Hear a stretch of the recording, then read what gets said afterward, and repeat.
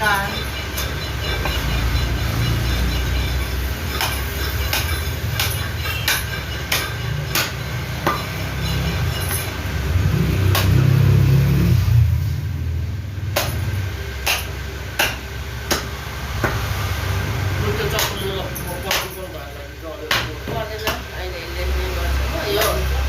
Simco वरिपरिको सबै जाने गरेर फालिदेऊ नानी ए हस् सिमको झाडा उहाँको सिमको जराहरू धेरै काट्दैन है माया गरेर सिम राख्छु बिर्सिन्छु के मैले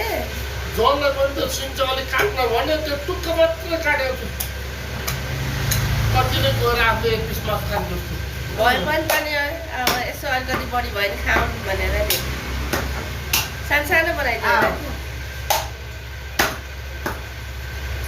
आँखा चाहिँ निकालिदिउँ कि ननिकाल्नु निकाल्ने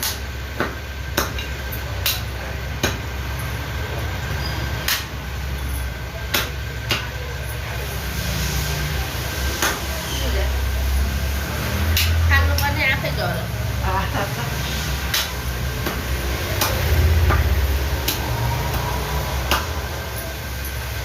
पकाउनसँग एउटा टाउकोले पुग्छ पुग्नेसम्म त कसले दिने त नानी पो पुरा हुने आज फेरि अलिक सानो छ क्या है टाउको सानो छ आज आज अलिक सानो छ क्या त्यो थोरै गर्दनको मासु मिसाउने पर्दैन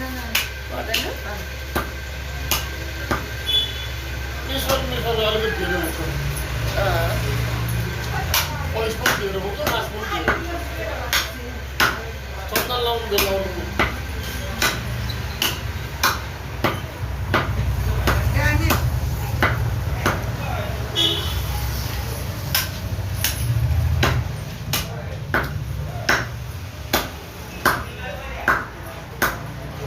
लागेकै छैन जस्तो छ झप्प लाउनु पर्छ भयो भयो